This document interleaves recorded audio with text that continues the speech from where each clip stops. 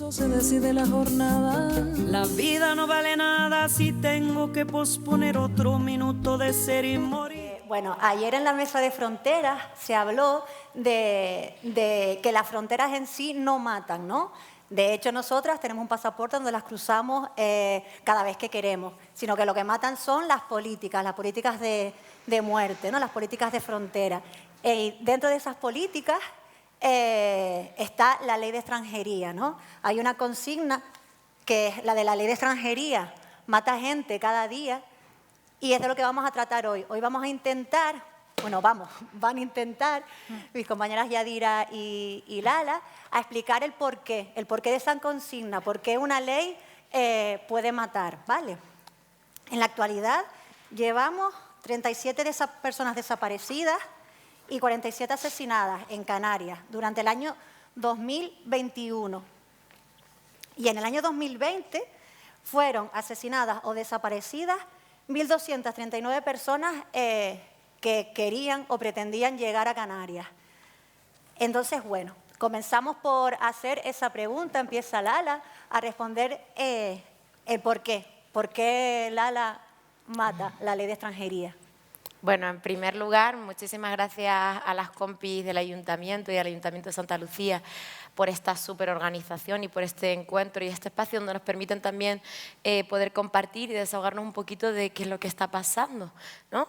Ya siempre responsabilizamos y señalamos a las administraciones, pues qué bien que desde una administración también que ha estado en contacto con las últimas personas migrantes que han llegado, pues también impulse a que se celebren este tipo de espacios para poder pues dialogar, compartir y denunciar, ¿no? Yo siempre digo que para mí es un placer que me inviten porque yo soy migrante, soy letrada y en cierto modo eso me sitúa en una situación de responsabilidad con las personas a las que asisto y que no pueden tener el altavoz que tengo yo hoy aquí para poder explicaros a vosotros por qué la ley de extranjería mata. Para que os hagáis una idea, el año pasado, en 2020, entraron 748.000 personas migrantes, ¿vale? En total, no llegan a 1 millón de personas las que entraron a todo el Estado español, de las cuales 41.000%, según datos de la Asociación Pro Derechos en su informe de Frontera Sur, 41.000 son inmigración irregular, ¿vale? En general en Frontera Sur, a través de Canarias, Ceuta y Melilla y demás. Solo un 4% es inmigración irregular.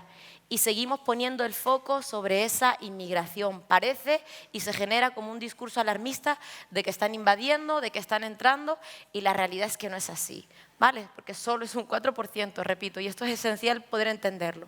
No son datos que diga yo, sino que están facilitados por el Instituto Nacional de Estadística.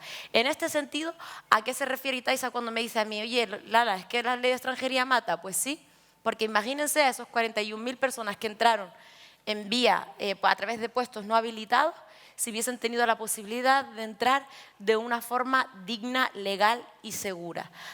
Pues ¿a qué me refiero con esta entrada? Porque podría ser muy fácil yo venderos aquí el discurso de que hay formas legales y seguras de entrar, ¿no?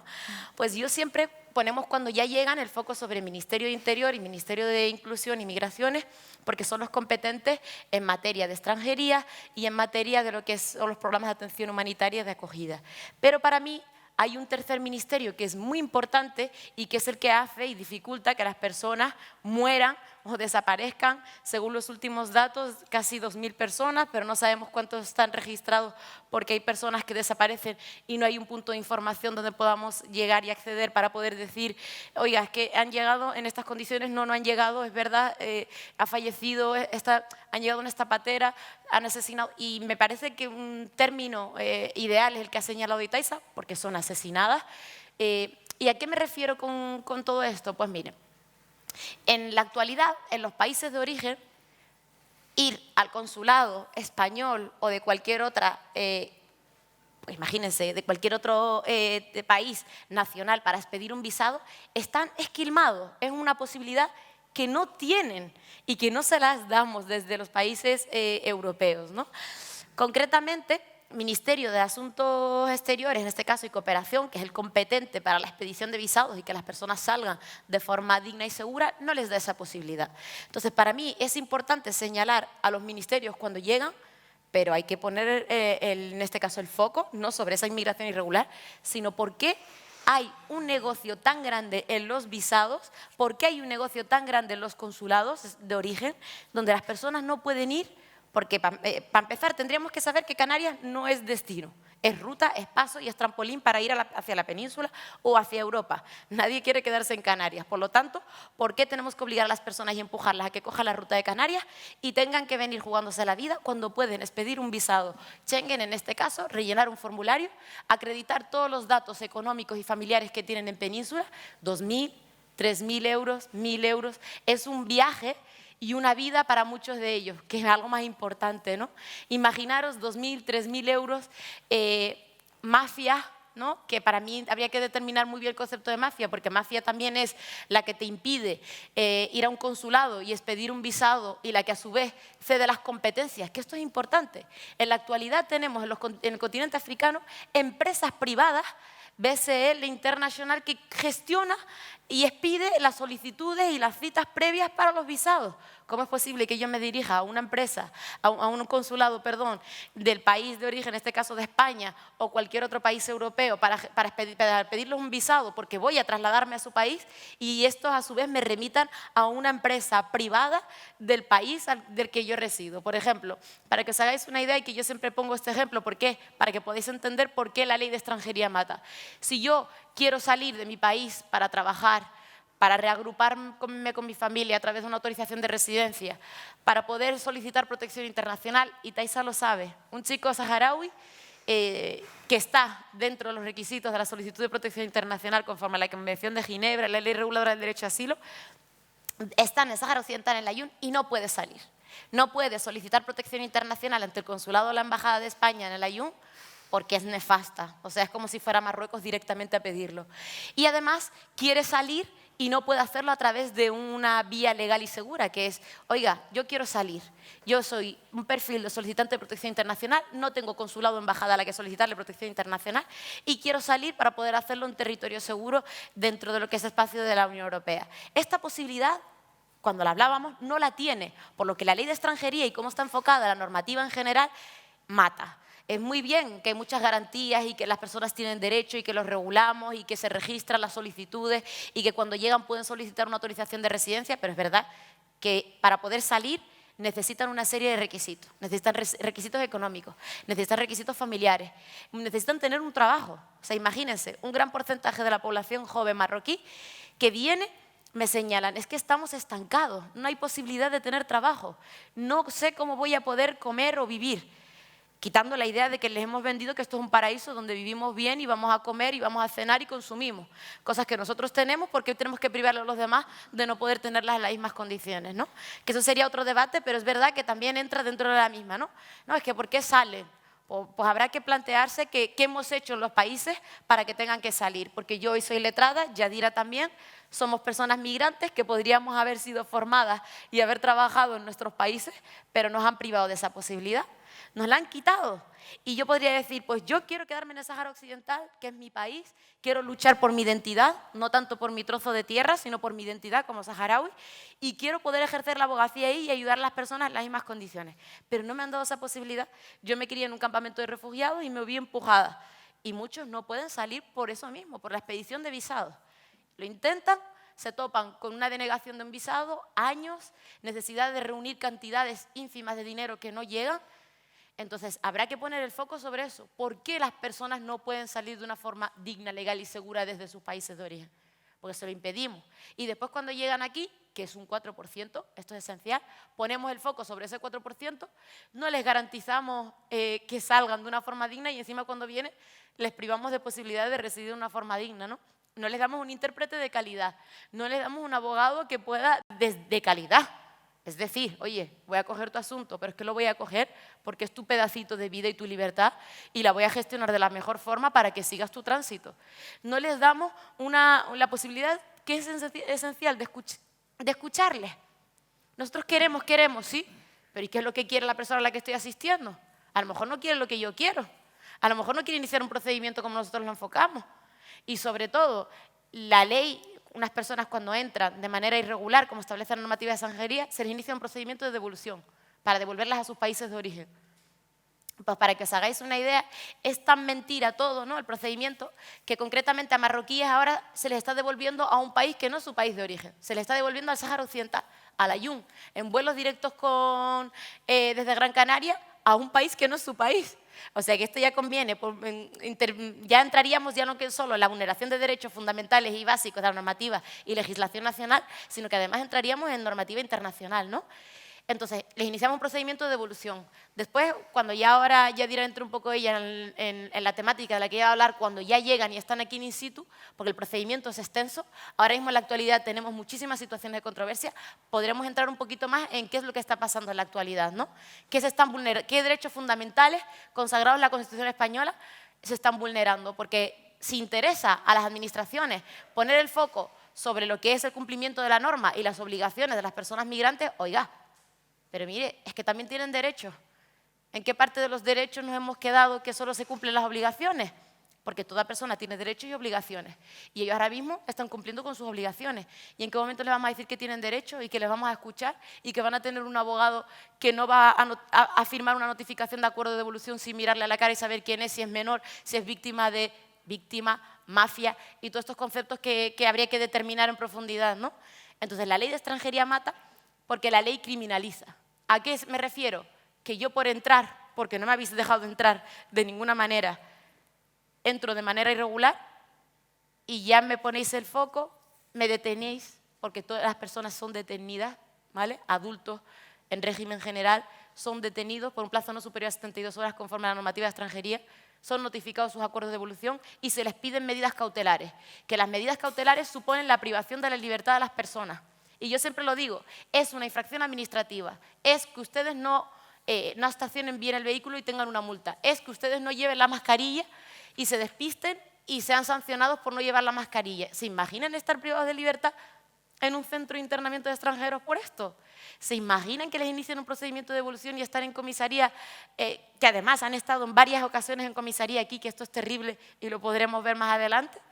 Entonces, habría que ver cómo lo hacemos. Porque desde luego que el legislador o la legisladora, que esa es otra, ¿quién legisla? Un blanco privilegiado, rico, que tiene un chofer particular y que nunca ha tenido que salir ni migrar ni comprarse un pan o ver las posibilidades que tiene para poder sobrevivir el día a día. Porque entonces habrá que cambiar todo esto, ¿no? El legislador no puede ser una persona blanca ajena a la realidad. Igual que en un tribunal supremo o en un tribunal superior de justicia de la Unión Europea no pueden ser hombres blancos que nunca han tenido que salir de sus países ni han vivido lo que es ser migrante. Esto no puede ser. Y no puede ser porque yo soy migrante y yo cuando me siento con una persona migrante soy capaz de entender en sus ojos lo que ha vivido sin necesidad de hablar. Porque me duele su realidad, porque me ha dolido la mía. Y tenemos la obligación, yo siempre hablo de obligación y de responsabilidades, de las personas que vivimos en un privilegio, que yo vivo en los privilegios de ir a comer cuando quiero, de salir a cenar, de que los demás también vivan pues la posibilidad de que yo tengo. Habría que cuestionarnos también mucho las políticas y la vida y el estilo de vida, pero tenemos la responsabilidad, todas las personas que tenemos privilegios, que creo que la mayoría de los que estamos aquí tenemos privilegios, de precisamente por esa responsabilidad darle un tránsito digno a nuestros compañeros y compañeras migrantes que llegan. Yo creo que es responsabilidad de todos y todas. Gracias, Lala. Yadira, no sé si quieres ampliar algo más, contar algo acerca de esto. Sí, primero gracias al espacio que está otorgando el Ayuntamiento de Santa Lucía. Considero que es esta situación que está viviendo el Gobierno de Canarias, la Comunidad de Canarias, es muy importante que estemos con esta sensibilidad hacia el sector de extranjería que prácticamente es invisible. Y es necesario que aprovechemos este momento pues, para dar visibilidad a esos números que en suma y para la alarma social también que está generando la migración, está representando lo contrario. Bien, referente a lo que dijo la compañera, ella ha hablado de lo que supone entrar. Vamos a hablar de lo que una vez ya esté dentro, qué es lo que supone también. Porque aquella persona que logra pasar y no fallece en el mar, luego se enfrenta también a un fallecimiento, a un desvanecimiento lento. Hay algunos, y agradecemos también profundamente el valor de cada uno que impone para salir adelante. Es decir, ¿Por qué la ley de extranjería mata? Vemos que el apartado 1 del artículo 124 del Real Decreto 557/2011 promueve la estancia irregular. Al promover la estancia irregular también está promoviendo una explotación, un enriquecimiento de aquella empresa española, de aquella empresa de la Unión Europea que necesariamente se abastece del trabajo de aquel migrante que lleva 3 años, necesita pasar 3 años, sobrevivir 3 años y luego, tras esa estancia irregular, y una oferta de trabajo, acceder a su autorización de residencia. No todos los logran y esto es una de las consignas que lleva la ley de extranjería mata, que ayer hablábamos sobre el chico en Valle, en Madrid, ¿verdad? El chico que nunca llegó a llevar adelante su proceso de regularización.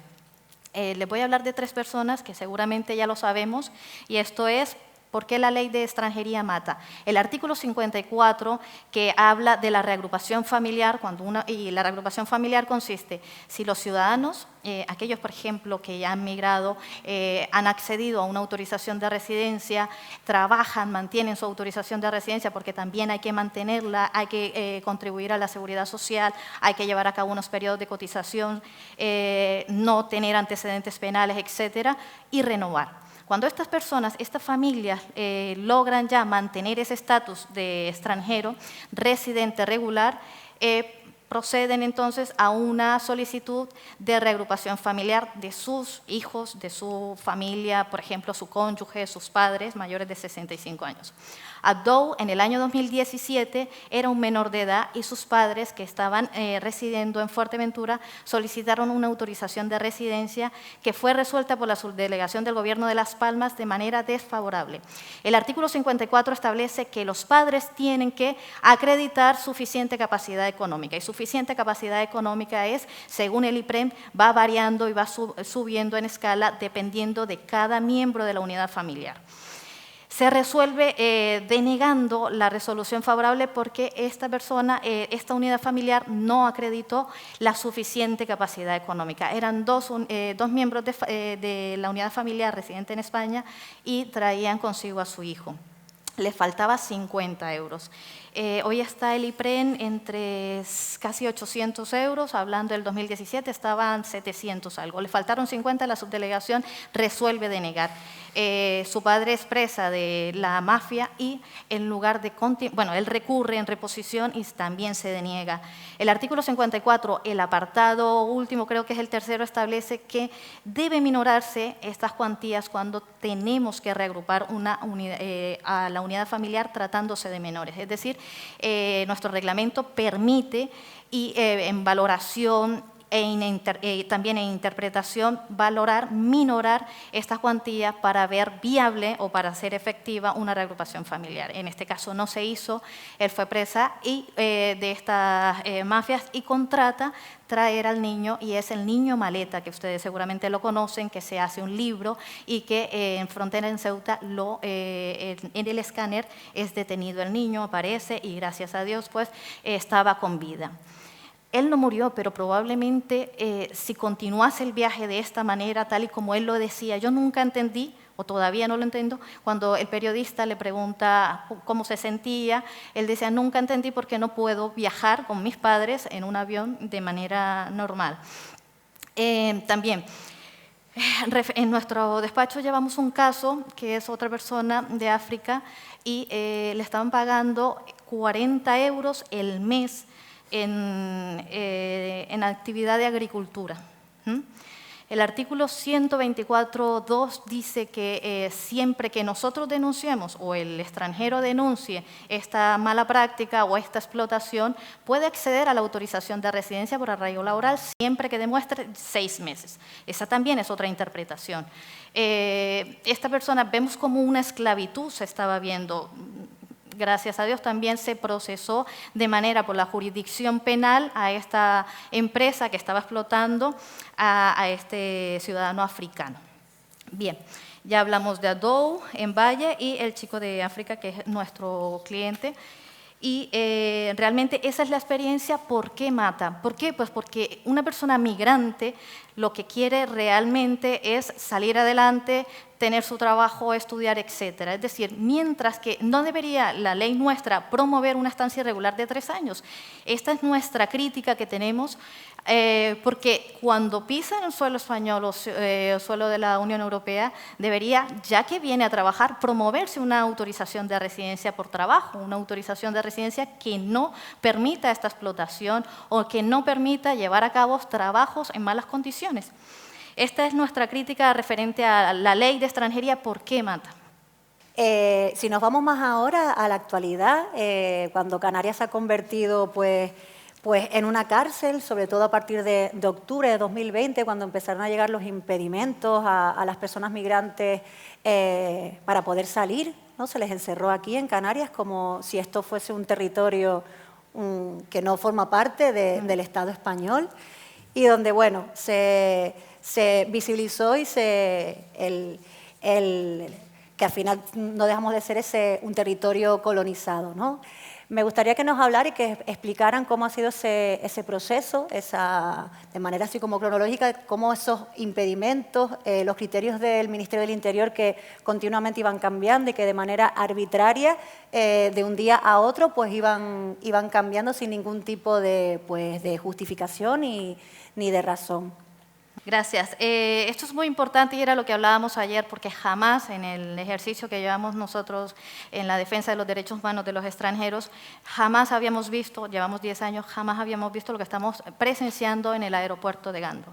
Y esto que esté este cordón policial que está compuesto por la Unidad de Intervención, la UPID, la Unidad de Intervención Policial del Cuerpo Nacional de Policía, la Brigada de Extranjería y también el de la frontera del aeropuerto. Jamás había visto a esta persona y esta discriminación de si es blanco, si es negro, si es de europeo, le pido o no le identifico, le pido la PCR o no le identifico. Y esto nos consta porque nosotros hemos estado allí en el aeropuerto viendo a quién se le pide el pasaporte, a quién se le deja pasar y a quién no. Es novedoso desde la migración que tuvimos desde octubre del 2020 y que todavía se mantenga este cordón policial, es muy novedoso. Y también hablábamos que esto es, en la intervención de ayer, no es la Brigada de Extranjería que reside en Canarias, aunque pertenezca al Cuerpo Nacional de Policía, no es la de Las Palmas, es una especial que ha instalado el Ministerio del Interior aquí para llevar a cabo ese fin. ¿Cuál es el fin? No dejarlos migrar. Y esto es absolutamente respetuoso con nuestro procedimiento administrativo, porque la Ley de Asilo en su artículo 18 dice que existe la libre circulación y tiene el derecho a circular libremente el extranjero que porte la solicitud o que porte una manifestación de haber solicitado o de que quiera solicitar una protección internacional. Es decir, si estamos teniendo esta migración de esta manera, tenemos que saber y tenemos que darle y brindar, garantizar que el extranjero ha sido capaz o ha entendido que puede, si sufre una persecución por razón política, de raza, de sexo, según nuestra ley de asilo, puede hacer uso de solicitar esa protección internacional. Y una vez ya la solicitemos, el procedimiento es: presento la solicitud, o sea, me dan una cita, me dan un volante, le llaman, de protección internacional. El siguiente paso es me dan una admisión a trámite y después seguimos ahí. Pero simplemente, yo con solamente mandar una solicitud, sea en donde yo esté, ya sea en frontera, en policía, en la oficina de extranjería, en correos y telegrafías, solamente consentir persecución, con manifestar que necesito una protección internacional es suficiente. Y eso lo dice el artículo 18 de la Ley de Asilo. Vino a decirlo también nuestro juzgado contencioso número 5 de Las Palmas, al que aplaudimos el auto en la medida cautelar que establece que efectivamente mientras porte aquella solicitud, aquella manifestación y el pasaporte o también el pasaporte que le identifique a esta persona, y si no se ha llevado a cabo el acuerdo de devolución, puede emigrar libremente hacia, o sea, continuar su libre circulación. No podemos impedirlo y de esa manera tan arbitraria como lo está haciendo el Cuerpo Nacional de Policía. Bueno, en este sentido, habría que señalar que nosotros, desde la Plataforma Canarias Libres de CIE y todas las compañeras que están aquí y muchos de los que hemos estado trabajando con el sector de nuestros compis y nuestras compañeras que han llegado y que han llegado con lo opuesto y como han podido, el año pasado, con el tema de la declaración del estado de alarma, cambió la perspectiva total de lo que establece la normativa de extranjería, que es la ley orgánica que regula derechos y libertad de los extranjeros, con la realidad. ¿Vale? ¿A qué me refiero?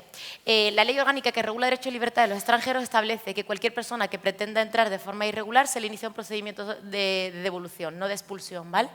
Entonces, en este sentido, lo que se hace es, llega una embarcación, yo divido el grupo, para que os hagáis una idea, porque para mí también es importante que entendáis como un poco esta primera fase, divido al grupo en función de personas que estén sanas, de personas que no, de personas que necesiten una hospitalización, mujeres embarazadas, niños, menores extranjeros no acompañados, ¿vale? Se hace como una división de ese grupo y en función de adultos, varones, en régimen general y sanos, se les inicia el procedimiento para poder devolverles y garantizarlo, que es privarles de libertad en la comisaría de la localidad a la que han llegado por un plazo no superior a 72 horas y después solicitar como medida cautelar su internamiento en centros de internamiento de extranjeros, que aquí en Canarias tenemos 3. Esto es importante que se sepa, porque en todo el Estado español hay 8 y 3 nos tocan en Canarias, por lo que más responsabilidad tenemos en Canarias.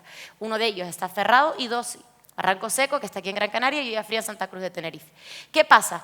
Que estos centros de internamiento de extranjeros, que no lo digo yo, lo dice el Defensor del Pueblo, magistrados que los vigilan, y lo dice además un montón de informes, no cumplen con lo mínimo que tienen que cumplir. Yo, si en algún momento tienen la oportunidad de ir a un centro de internamiento de extranjeros, les invito a que vayan, a que vean cómo es injusto que tú estés privado de libertad por ser negro, por ser migrante o por entrar y migrar libremente, ¿no? Eso es... migrar no es un delito, migrar es un derecho, ¿no? Como el lema. Y previo a que sucediera esto, del confinamiento, en el estado de alarma el año pasado, pues las medidas estaban claras, ¿no? 72 horas, si no medida cautelar de internamiento, y si no había medida cautelar de internamiento, dependiendo de si eran mujeres y demás, pues iban a los espacios de los programas de atención humanitaria, que en este caso estaban gestionados por Cruz Roja, aunque ahora hay otras organizaciones como la OIM o ACCEM, o Cruz Blanca también, que aquí hay compañeras de Cruz Blanca, ¿no? Entonces, antes era todo mucho más claro, conforme a la normativa de extranjería, A, B, C. Ahora, ¿qué pasa? Que los centros de internamiento de extranjeros se cerraron por el confinamiento y las personas quedaban directamente en libertad después de esa custodia policial, ¿vale? Es verdad que con las últimas llegadas hemos visto que eso no es verdad. Ahora no solo tenemos centros de internamiento de extranjeros, sino que tenemos CATES, que son centros de atención temporal, que es como una extensión de comisarías de Policía Nacional, donde las personas no pueden estar más de 72 horas. Están custodiados por UIP, como comentaba la compañera, ¿vale? Y además están más de 72 horas. Personas que han llegado en una embarcación a las que se les despega la ropa, porque las compañeras médicas que los asisten me han contado cómo se sienten de impotentes ante la situación y están custodiados por UIP, por Policía Nacional, porque vamos a ver cuál es el delito, que es migrar. En esta línea tenemos también naves. Naves, imagínense una nave habilitada con unas vallas de separación, que las vimos y las vivimos en Lanzarote, donde estaban mujeres y donde estaban varones en un mismo espacio, hacinadas, donde el baño era compartido, donde no había ni intimidad, ni cualquier otra circunstancia que pudiesen ellos alegar que vulneraba su dignidad como personas, ¿no? Tenemos ahora macrocentros, que por llamarlos de alguna forma, que para mí no son macrocentros, son centros de la vergüenza o campos de concentración, porque solo hay que verlos, donde hay más de 1000 personas hacinadas en un espacio únicamente por eso, por la infracción administrativa de quitarse la mascarilla. Acordaros de esta línea para que podáis entender un poquito por qué migrar se está criminalizando y por qué migrar tiene que ser un derecho. Ahora mismo en la actualidad en Canarias tenemos tanto que no hay en otras comunidades autónomas que nos sitúan en una situación de responsabilidad, de decir, oiga, que es que yo no quiero esto aquí en Canarias, yo que quiero que Canarias se convierta en una zona de concentración donde las personas se queden atrapadas por querer seguir su tránsito en estas condiciones, o queremos que Canarias sea un tránsito donde se garanticen derechos fundamentales. ¿Y a qué me refiero con estos derechos fundamentales y básicos? Cuando llegaron en Arguineguín estuvieron más de 72 horas bajo custodia policial, igual que en Barranco Seco. No tuvieron asistencia letrada o una asistencia letrada deficiente. ¿Y por qué digo esto? Porque los abogados del turno oficio que asisten, a su vez, cobran de una manera precaria, 300 euros una asistencia por 7 personas. Y si tú tienes una responsabilidad, dices, oye, Yo voy a ir, voy a prestar esta asistencia porque esta persona se está jugando la vida. Se está jugando su libertad en mis manos. ¿Y por qué os explico esto? Para que entendáis un ejemplo, voy a relatar un ejemplo que resume todo esto. Hussein el-Beshir, que Koldo lo sabe, mi madre lo sabe, Claudia que está ahí por ahí también, y Taisa creo que también. Hussein Beshir, activista saharaui que sale en enero del 2019 huyendo de la persecución política. Esto es para que os deis cuenta de la responsabilidad que tenemos los letrados. A mí yo no le voy a exigir nada a la policía, se lo exijo a mis compañeros y a mis compañeras. Tenéis en vuestras manos la vida y la libertad de las personas y como tal tenéis la obligación, porque es vuestro trabajo. Independientemente de que podáis tener conciencia social, empatía, consideración, es vuestro trabajo. Y vuestro trabajo lo tenéis que hacer lo mejor posible si os estáis jugando la vida de las personas.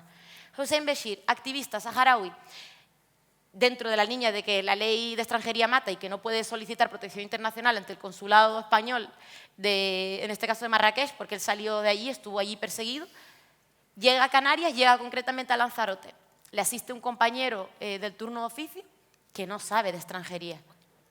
Pero bueno, tú puedes no saber y puedes decidir dos cosas. Yo no sé de extranjería. Como no sé de extranjería y tengo la vida de una persona en mis manos, me aparto y que lo asista a alguien que sepa, o voy a cogerlo yo y voy a implicarme en garantizar los derechos de esta persona extranjera que llega.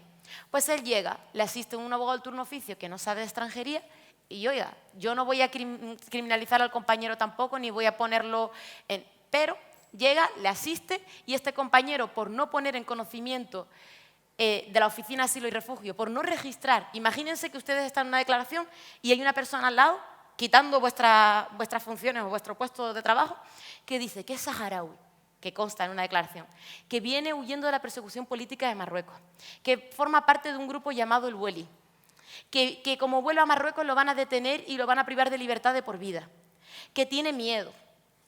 Ya yo diría, uff, esto que quiere solicitar asilo político. Él no sabía la figura. Entonces vio a un juez, vio a un abogado y lo puso en conocimiento de ello. ¿Qué hizo el juez? ¿Qué hizo el abogado? El abogado, como quien escucha, te estoy contando mi libertad y mi vida en tus manos. Eres lo único que tengo ahora mismo aquí y puedes hacer dos cosas. Un copia y pega, asistes, bueno, sí, que lo pida en el centro de internamiento de extranjeros. O puedes ponerte allí y que conste ese registro de esa solicitud, ¿no? Puedes ponerte ahí a pelear con el juez de instrucción y decirle, oiga, señoría, que ahora ya cambiaría, porque ahora ya tenemos una directiva que dice que cualquier persona que solicite protección internacional ante un juez, que además el juez debe informarle, tiene que ser puesto, en este caso, en conocimiento de la Oficina de Asilo y Refugio y además se le tiene que dejar en libertad. Por lo que es más importante todavía nuestra figura como letrados. Porque si ya se rompe el hilo, como pasó con el Hussein el-Beshir, y ahora voy a ir ahí, él puso en conocimiento todo, en una declaración ante su abogado, ante el juez, privado de libertad, porque ellos van detenidos, como si hubiesen cometido un hecho delictivo. Y cuando lo relata, en esta declaración, el juez que dice, un juez lo que quiere es irse a las 2 de la tarde, como hablaba ayer con ellos. Un fiscal lo que quiere es que la gente se conforme con penas para poder irse a las 2 de la tarde. Y nosotros tenemos que decirle, oye, te quieres ir a las 2, pero es que tienes una vida aquí y yo soy la abogada pelotera que te lo va a poner difícil porque es tu trabajo y tu responsabilidad hacerla lo mejor posible porque estás jugando con la libertad de las personas, que es un bien preciable. Pues, ¿qué hizo el juez? Un copia y pega de autos, porque generalmente cuando entran las personas de manera irregular, todo es colectivo. Me da igual tu historia, me da igual que seas solicitante de protección internacional, me da igual que seas víctima de trata o de tráfico ilícito, me da igual que seas menor y que lo digas, porque todo es colectivo. Y lo colectivo, ¿qué hace? Que las cosas se vuelvan frías, que pierdan esencia, que yo no sepa quién eres tú ni cuál es tu historia, porque si no me lo tienes que contar en grupo. Pero esto es terrible. Pues, ¿qué pasó con él? Que el juez dicta autos de forma colectiva, que es un copia y pega, donde pone su nombre y su apellido y dice que lo pida en el CIE de Ollafría que lo voy a internar. ¿Qué pasa? Que en primeras líneas, cuando una persona llega, se comunica al consulado del país del que ellos creen que viene, en este caso, que él lo registran como marroquí, aunque él es saharaui, para ellos todo es Marruecos. Da igual de dónde vengas, todo es Marruecos porque es más sencillo. Aunque digas, mira, vengo de Argelia, saharaui, pues Marruecos. Pues también lo hemos vivido. Entonces, para ellos es más sencillo, hay un Marruecos. No. Una cosa es que me documente Marruecos, porque está ocupando mi país, y otra que yo sea nacional de Marruecos, porque yo soy nacional saharaui. Pues, ¿qué hicieron? Copia y pega y decretaron su internamiento. ¿Qué hace Comisaría, Brigada de Extranjería y Fronteras en el minuto 1 que lleva cualquier persona? Tiene la obligación de comunicarla a su consulado del país de origen y a la subdelegación de gobierno o delegación para que emitan el acuerdo de devolución. Le notificaron el acuerdo de devolución, solicitaron su internamiento, fue privado de libertad y durante su cambio de Lanzarote al centro de internamiento de extranjeros, que generalmente se hace el traslado sin ningún problema, él no llegó. ¿Por qué no llegó? Porque cuando se comunica al consulado, el consulado, si ve lo que es, envíamelo. Le emite un salvoconducto y le dice, mándamelo para Marruecos, que lo queremos, que tenemos busca y captura de esta persona. Tienen busca y captura porque es un activista saharaui político perseguido por, y mi madre lo sabe aquí, su activismo político en la Universidad de Agadir por los derechos de los saharauis. Ahora, ¿qué ha pasado con Hussein Beshir? Que lleva, ya no quiero decirlo, más de 2 años privado de libertad en la cárcel de Marrakech, que os podéis imaginar, si una cárcel es triste aquí, imaginaros una de Marruecos. Y además que lo han condenado a 13 años de prisión. ¿Cuál es su delito? Ser saharaui. ¿Qué hizo él? Ponerlo en conocimiento de un juez y de un abogado. ¿Ves lo esencial del trabajo del abogado y de un juez? Entonces, si esto no lo podemos garantizar, ¿qué hago yo? Ahora que le digo al compañero, compi, no has hecho tu trabajo. Que depuramos responsabilidades y dejamos que la vida de los que están en nuestras manos termine y se acabó. Que tener muchísimo cuidado. Y como tenemos que tener muchísimo cuidado, va en línea de lo que se está produciendo ahora mismo en Canarias. Que tenemos vulneraciones de derechos fundamentales así. Y todo colectivo. Y me da igual que sea Ahmed, que sea Mohamed. No, porque Ahmed tiene su historia y Mohamed tiene la suya. Y tenemos una obligación de que Ahmed pueda contar su historia y Mohamed la suya. Y aunque no la cuenten, que sigan su tránsito. Y perdonadme que me enfade, es mi forma de denunciarlo, pero es que es muy fuerte. Y como es muy fuerte, hay que poner los puntos donde son. Y en este caso, la asistencia letrada es esencial. Es, como dije el otro día, el corazoncito de las personas que llegan. Y tenemos que hacerlo bombear. Y hoy me podría sentar aquí a contaros todo, porque me encantaría, porque tenemos un montón de frentes abiertos. ¿Frentes en qué sentido? Menores extranjeros no acompañados durmiendo en el sur en calle. Mujeres, que este es otro tema, invisibilizadas completamente, esperando de pruebas de ADN. Es todo muy, muy, muy heavy. Tenemos personas que la salud emocional y mental está dañada, que se autolesionan, que se toman pastillas y que después no entienden que se pongan agresivos. Cuando les hemos empujado a ellos, les hemos empujado a salir, les hemos empujado a quedarse aquí, les hemos empujado a trabarse, a permitir que se queden aquí atrapados. Cuando tienen pasaporte completo en vigor, cuando tienen familia, porque todos tienen familia igual que nosotros. Y esto no lo podemos olvidar. Y aunque no la tuvieran, ¿qué? Entonces, en este sentido, tenemos la obligación, la responsabilidad con la norma en mano y sin ella también de exigir en todas las instancias. Oiga, haga su trabajo. Yo no le estoy pidiendo que usted sea empático con la persona que ha llegado o que entienda lo que es salir de tu casa con lo opuesto. Pero tienes la obligación de hacer tu trabajo. Y si hoy no te vas a las 2, pues no te vas a las 2. Yo también me quiero ir a las 2, pero si irme a las 2 implica que una persona se ha devuelto a su país y cumple con una condena de un delito que no ha cometido, ojo. Deja sin aliento hasta para poder intentar cortarla. Lo siento. Yadira, si quieres un minutito, si no Sí, le damos paso a la gente también para que... Sí, para que cerrar pregunte. nada más, hablábamos de las novedades, que son importantes comentarlas para que también los extranjeros interesados lo sepan, y es matizando la parte de la detención, establece la ley de extranjería en el artículo 58, que una vez es detenido, tiene 72 horas, y ya puede, como mi compañera dijo, solicitar como medida cautelar ante el juzgado el internamiento. Si esto no se da en ese momento, no se puede dar un mes después o un año después, que es lo que está ocurriendo en la actualidad. Es decir, la Brigada de Extranjería está haciendo controles y después de esa detención, 6 meses después o 4, se encuentra con los chicos, los detiene y ejecuta la orden de devolución. Eso está mal. Lo viene a decir nuevamente, porque esto se viene diciendo 10.000 veces por la audiencia provincial, y la última fue el 16 de abril del 2021, que establece que no puede detenerse y solicitarse un nuevo autointernamiento. También, como novedad, está el Tribunal Supremo, que el 25 de marzo dictó una sentencia para el arraigo laboral, que era lo que hablábamos antes, personas que en estancia irregular o regular también han dado de alta en la Seguridad Social 6 meses.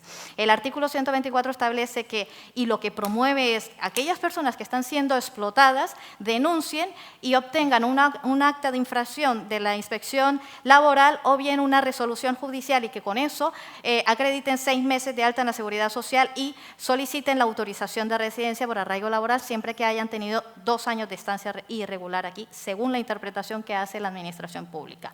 Nosotros venimos diciendo desde hace muchísimo tiempo que no es verdad. Simplemente el Real Decreto establece que es un mero ejemplo de decir acta de inspección o una resolución judicial. Y esto es buenísimo porque la sentencia del Tribunal Supremo viene a decir nuevamente que es un mero ejemplo, y aquellas personas que fueron solicitantes de asilo y que ahora es denegado porque la Administración Pública tarda casi 3 años para darle la condición de protección internacional, de asilo, y de concedérselo mediante una resolución judicial. Es decir, antes tengo una tarjeta de autorización de residencia de manera provisional y al 3er año me dice que no tengo derecho. Y estas personas han sido residentes de manera regular y han trabajado y han cotizado a la Seguridad Social pues 6 meses o 3 años también. Esta sentencia del Tribunal Supremo nos viene a decir que aquello que dice el artículo 124 es un mero ejemplo y que pueden acceder a una solicitud de autorización de residencia porque han cotizado en la Seguridad Social más de 6 meses. Pues nosotros aplaudimos también esta sentencia porque es como agua para nosotros que por fin la Administración Pública sea aclarada con una sentencia, una nueva sentencia del Tribunal Supremo. El tema de los arraigos es un temazo para estar aquí 2 horas más hablando de cómo esa forma de regularización de las personas aboca a la gente a la clandestinidad y a estar viviendo con el miedo en el cuerpo durante muchos años. Si 4 caen por minuto y al final por el abuso se decide la jornada. La vida no vale nada si tengo que posponer otro minuto de ser y morir.